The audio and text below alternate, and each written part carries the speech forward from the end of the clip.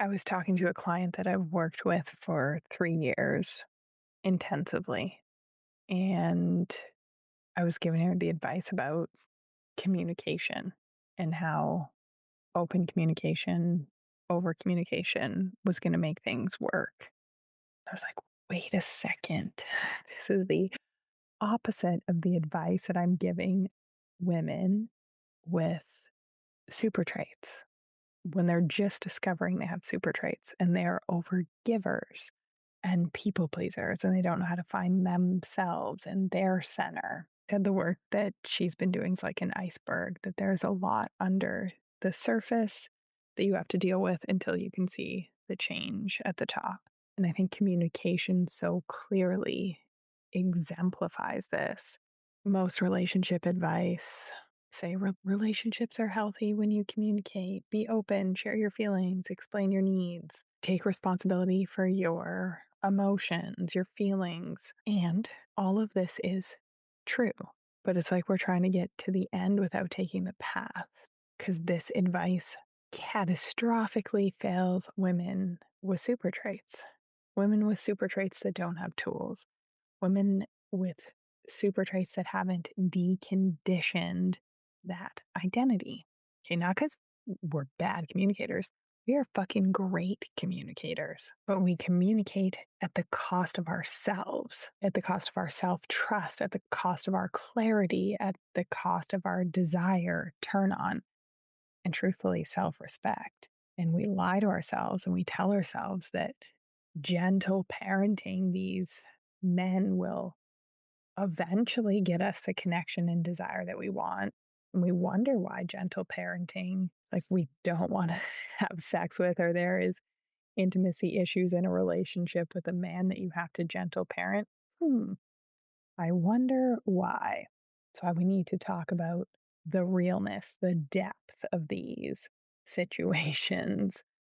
I want to talk to you about how the initial step, so where you are at right now, if you haven't worked with me, it's actually about communicating less. It's about doing less. It's about receiving. And then my client that I was talking about, who actually said she came home and gave her husband an amazing blowjob, and she's creating a relationship structure that's non-conventional, but it works for her.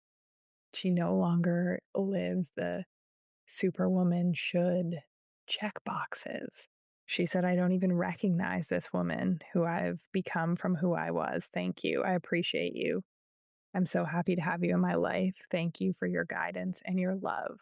It makes me emotional because it's like we do all this work, and then it materializes. And provided you have the skills, because before I used to teach it to materialize, but I didn't teach people how to protect it. They didn't have the authority. They didn't have the influence. They didn't have the power with men to hold it and contain it. And that's what happened to me. So with my hard-earned lessons in what not to do, I'm going to share with you all what to do. I'm Dr. Jordan Wiggins, naturopathic doctor, author, course of control clinician, and dominatrix trained pleasure strategist. If you're listening, it's because you're the glue, you're the anchor, you're the fixer, you're the doer. These aren't flaws, they're super traits. They're the qualities that made you capable, reliable, and successful. But when those traits become our script for relationships, we overgive to relationships and situations that don't give back. Eventually, our body says enough. Eventually, relationships erode or burn down in flames. And you're here because trying harder stopped working. Because deep down, you know that the advice out there doesn't work for a woman like you. Our work here is about one shift, going from high achiever to receiver through the pleasure-centered method, where we decondition survival patterns, restore our capacity for pleasure, and receive. We retrain our body to receive without effort or self-abandonment. What made you successful becomes what keeps you surviving and earning connection until your pleasure center shut down. Restoration begins when we stop achieving and we learn how to receive. If you are listening to this, you are not emotionally immature. You're not too much. You don't have too high expectations because you're already doing the work. You already know how to reflect before reacting. Or maybe some of you react and then you reflect after and you repair. You know how to take ownership. You know how to try again. You know how to consider others. You don't take your thoughts as ultimate reality and proof. You're probably a woman that people come to for clarity. So when intimacy, dating, partnerships, just generally relating with men still feels confusing or draining, you assume the problem's you. So you communicate more, you try harder, you're walking on eggshells, thinking of how the other person feels, not because you're needy, but because you believe in repair. You believe in the best in people. You can see the best in people. You believe in hard work. These are all super traits. If you are new here and you have not done my super trait quiz, please pause, head to the show notes, take 3 minutes to do it to find out. And here's what so many women with super traits begin to notice when they start working with me. And they've done all the things. They've read Esther Perel, they understand Gottman, read Terry Real, their partners promised to read Terry Real, or maybe he has. Nothing changes. Okay, and so this is the pattern that you realize. You share how something made you feel. Okay, this could be in a work setting, in an intimate partner setting with your parents. Okay, and you're sharing how you feel to connect, maybe to accuse, and we got to work on that. Maybe to be right, we got to work on that. But your deepest desire is for connection. Okay, and the response that you get from the people in your life isn't curiosity, it isn't validation, it isn't acceptance, it's minimization. Okay, or they flip the script on you by denying and reversing, by gaslighting. So things like, you're reading into it. That's not what I meant. You're so sensitive. Okay, so what do? We communicate more. We clarify. We soften. We regroup and try again. We write letters, emails. But when we go to present a need, we generally leave the conversation feeling less certain than when we entered it, feeling more confused. So then we work harder and we think, okay, I really need to name this, or I need to communicate better. I need to say it when this person's not so tired or in a good mood. So you go back to the drawing board, you try again. You say what would help you feel closer, what would help you feel better. You're thoughtful, you're measured, you watch your tone. Oh, and the response is defensiveness, explanation, the Darvo, the reversal, right? Where it becomes about what you did, not about the need that you initially brought to this conversation, but about what you did. Okay, now you're reassuring the other person. You're trying to defend yourself. So your need disappears and the focus shifts to somebody else. You feel a little scrambled, a little hollow, a little empty. I did years of this. I did years of therapy, like paying professionals to help me with this. And they kept blaming me, or the burden of the relationship issues fell on me because I had the super traits and I was the overgiver. So I was more empathetic, I was more tolerant, I was more forgiving, and I was never being met. So when you have unhealed super traits, the repair always requires you understanding more, you waiting longer, you adjusting your ask or minimizing your ask, you reducing your desire or your needs to make them more comfortable. And somehow accountability never quite lands. This is a pattern on repeat in relationships of all kinds, even corporate relationships. I see relationships where women with super traits that run 7-figure businesses go through this with their staff and their contractors. So the funny part is at the beginning, when we're healing, we need to say less. And I remember a point in my journey where saying less, where not being heard, where not sharing my feelings, where not trying to get my needs across in 10 different ways over a period of months or years in therapy, it didn't feel possible. I didn't have the capacity to say less, but it's a skill I needed to learn.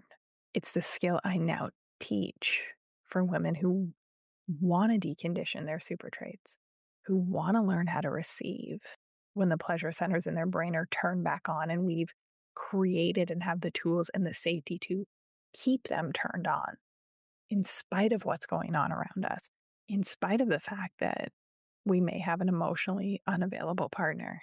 Okay. So it felt impossible for me to communicate less because I was so focused on earning connection and being seen and having my feelings validated externally. So communicating less isn't withdrawal. For women with super traits, it's discernment. And it's a discernment that every woman that I encounter doesn't have. Okay. So we're not stopping talking or we're not communicating less to be cruel. We're doing it because the information's used against us. It's flipped around. Our vulnerability is being reframed. The clarity that we thought we had leads to confusion. We feel worse after trying to be met and trying to connect than afterwards. And this is why all of the communication advice falls short. It doesn't work for women with super traits that are an overfunctioner and they're with an underfunctioner. It doesn't work. I will die on this hill. We are saying less in 2026 when our needs are not being met. We're saying less and we're joining the Pleasure Centered Society, a 6-month hybrid coaching program for women who already know the theory. You can name your attachment styles, you know the 4 horsemen, you've read Esther Perel, you've done therapy, somatic work, and nothing's changed. Your life, your relationships hasn't caught up. You're still the one holding the room, regulating the dynamic, being the glue, explaining yourself instead of being validated and met and melting in safe connection. The Pleasure Centered Society is for women who are done understanding things cognitively and are ready to take action and shift things in their daily life. This isn't healing. This isn't learning. This is deconditioning our super traits, our beliefs that make us feel like we have to earn love and earn pleasure. It is reprogramming a nervous system so that it can learn how to receive. You learn how to ask without collapsing, how to relate without self-abandonment, to feel, to laugh, to dance, to be with yourself in the moment, even when it's a hard one. It's where high achievers become receivers. If you're ready to stop managing intimacy, stop managing relationships, I want you to head to the show notes, fill out an application. You and I are going to chat and make sure that this is a fit. Fill out the application. It'll take 2 minutes. And even if you feel the pull, get on a call with me and let's chat. Why communicate better advice backfires? So when advice tells women with super traits to keep explaining, to keep empathizing, keep owning your part, what it is accidentally training you to do, to overfunction, to overaccommodate, to self-abandon, because we naturally focus on everyone else and lose ourselves. It's not emotional intelligence, it's emotional over responsibility. And it will destroy every relationship, every friendship, every business partnership that you have if you don't heal it. You're listening and I know you're thinking of these situations. Okay. No woman stays turned on or connected. No woman has great ideas. No woman feels alive and is living life with abandon when she is emotionally responsible for everyone she comes into contact with. And what shifts everything for women with super traits? Saying less, pausing, letting behavior speak, looking at their actions, not their words. Because I don't know how many times I have clients telling me, like, oh, well, he said, and what he's saying is not matching the actions. Okay. Same with friends, same with employees, same with our children. Okay. A receiving woman lets silence do the work. Okay. Not sharper words. She doesn't have to get animated. She doesn't have to write letters. She has a steadiness. She has a clarity. And because she was a receiver, she's open to be given to. When we have our superwoman capes on and our energy is out and it's penetrating, it's hard for people to give to us, even if they are actually trying. So, from that grounded steadiness that we get from deconditioning our super traits, step one in the pleasure centered method, from that steadiness, clarity returns, desire returns, turn on returns, relationships heal, trust in ourself returns. So, if communicating openly, if trying desperately to get through with the people around you has left you feeling foggier, more responsible, more alone, it's not because you're doing it wrong. It's because you've been given the wrong framework for someone with super traits. Stop overgiving and be met in relationships for women with super traits.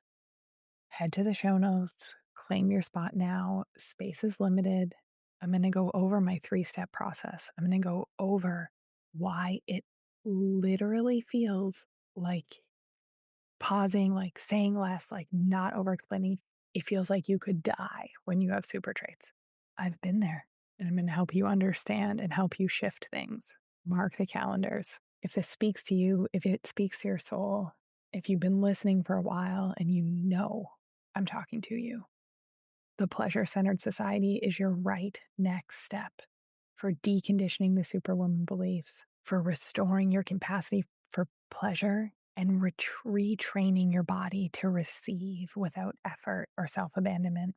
This is a hybrid program with on demand learning, group coaching, and quarterly full day workshops where we are getting the reps in.